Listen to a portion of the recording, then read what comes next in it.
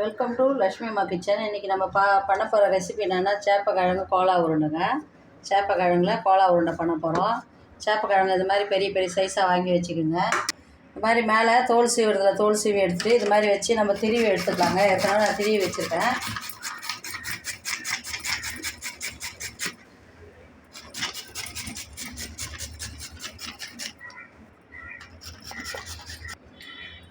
திருவி எடுத்து வச்சுக்கலாங்க. இது மாதிரி நம்ம அரை கிலோ கிழங்கு ஏற்கனவே திருவி எடுத்து வச்சுருக்கேன். அரை கிலோ சேப்பக்கிழங்கு, அதுக்கு தேவையான பொருள் அரை முடி தேங்காய்ங்க. அரை முடியில் ஒரு முடி தேங்காயில் அரை முடி பாதி முடி எடுத்து வச்சுருக்கேன். இது மாதிரி ஒரு 6 காஞ்ச மிளகா, 100 கிராம் சின்ன வெங்காயம், ஒரு 10 பல் பூண்டு, கொத்தமல்லி கருவேப்பிலை பொடியை நறுக்குந்து, ஒரு ஸ்பூன் சோம்பு, தேவையான உப்பு, ஒரு 150 கிராம் பொட்டுக்கடலைங்க. இதுதாங்க இந்த கோலா உருண்டைக்கு தேவையானது. எப்படி செய்யலான்னு பார்க்கலாம் வாங்க வீடியோவில்.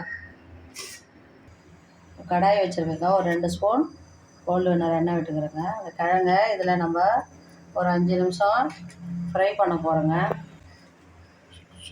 வேக வச்சு எடுத்து வச்சுக்கலாங்க. அந்த 5 நிமிஷம் குக் பண்ணி அந்த ஈரப்பதெல்லாம் இல்லாமல் 5 நிமிஷம் நம்ம குக் பண்ணோங்க. இதில் நல்லா நம்ம அந்த ஈரப்பதெல்லாம் போகிற அளவுக்கு எண்ணெய் விட்டுருக்கோம். இதிலே வெந்துடணுங்க அந்த கிழங்கு. ஒரு 5 நிமிஷம் நல்லா குக் பண்ணிடலாங்க.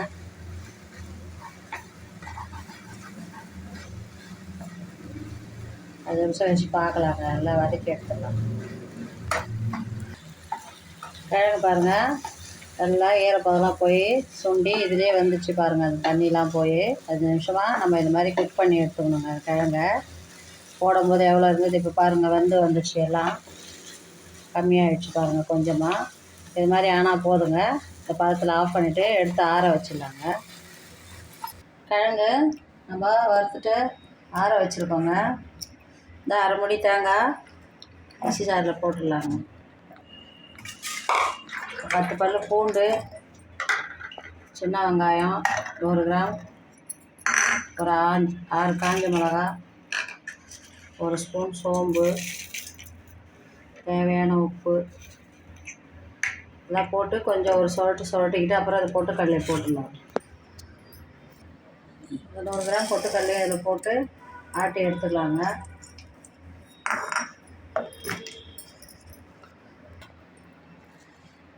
பாருங்க, பொட்டுக்கடலை தேங்காய் மிளகா எல்லாம் போட்டு இந்த அளவுக்கு அரைச்சி வச்சுக்கலாங்க. கொஞ்சம் கொஞ்சமாக தண்ணி விட்டு அரைச்சிக்கோங்க. ஏன்னா கட்டியாக தான் இருக்கணும். அப்புறம் லூஸ் ஆகிடுச்சுன்னா உருண்டை பிடிக்க முடியாது. இந்த அளவுக்கு அரைச்சி வச்சுக்கிட்டு அந்த சேப்பக்கிழங்கு கூட எல்லாத்தையும் போட்டுடலாங்க. ஆற வச்சுருக்க அந்த கிழங்கு கூட இதை சேர்த்துடலாங்க. எல்லாத்தையும்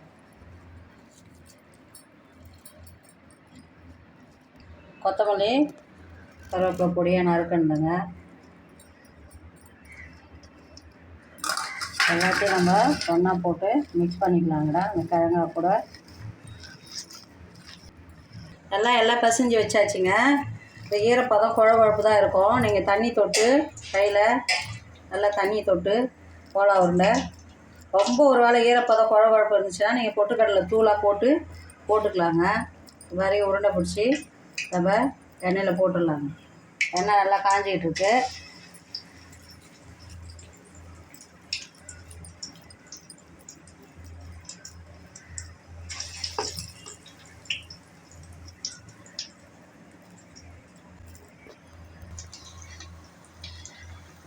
பாருங்கள், கோலா உருண்டை உடையாமல் சூப்பராக வந்துட்டு பாருங்கள்.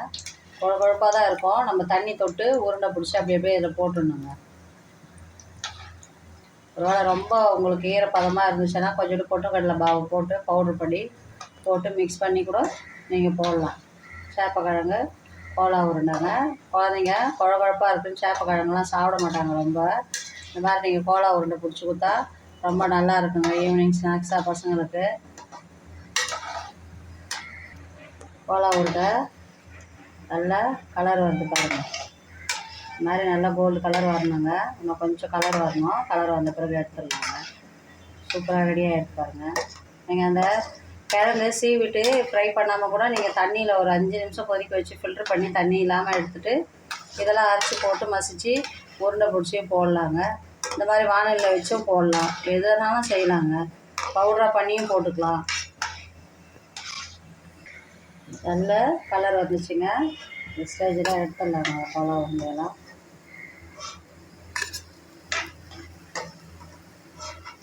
எல்லாம் எண்ணெய் சூடாக வச்சே பொரிச்சு எடுத்துங்க.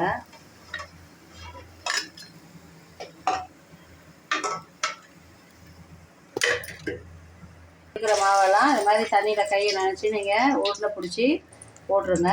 ஏன்னா குழப்பாக ஒட்டும். அதனால தான் நீங்கள் பொட்டுக்கடலையை தேங்காயோடு போட்டு அரைக்காமல் பவுடர் பண்ணி கூட போட்டு செஞ்சுக்கலாங்க. ரொம்ப நல்லா இருக்குங்க இந்த சேப்பக்கிழங்கு கோலா உருண்டை. ரெண்டாவது இருந்த மாவையெல்லாம் உருண்டை பிடிச்சி போட்டாச்சுங்க.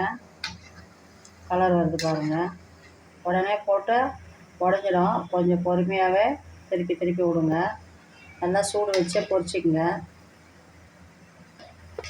எல்லாம் ரெடி ஆயிடுச்சுங்க. இந்த ஸ்டேஜ் தான் எடுத்துடலாம்.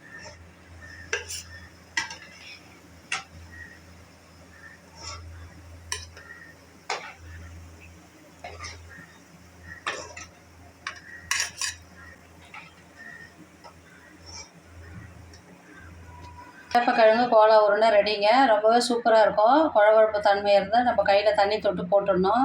ரொம்ப ஈரப்பதமாக இருந்தால் நீங்கள் கொஞ்சம் பொட்டுக்கடலை மாவு பவுட்ரு பண்ணியும் போட்டு பொரித்து எடுத்துடலாங்க. சூப்பராக ரெடி ஆகிடுங்க. ரொம்ப டேஸ்ட்டாக இருக்குங்க. ஈவினிங் ஸ்நாக்ஸாக குழந்தைங்க சாப்பிடுவாங்க. நீங்களும் இந்த ரெசிபியை ட்ரை பண்ணி பாருங்கள். மேலே கொஞ்சமாக கொத்தமல்லி தழை தூவிடலாங்க. இந்த வீடியோ பிடிச்சிருந்தா லைக் பண்ணுங்கள், ஷேர் பண்ணுங்கள், கமெண்ட் பண்ணுங்கள். லட்சுமி அம்மா கிச்சனுக்கு மறக்காமல் சப்ஸ்கிரைப் பண்ணுங்கள். தேங்க்யூங்க. இங்கே பாருங்கள், மேலே நல்லா மொறுமொறுனும் உள்ளே சாஃப்டாக சூப்பராக இருக்குங்க அந்த கோலா உருண்டை. ட்ரை பண்ணி பாருங்கள். தேங்க்யூங்க.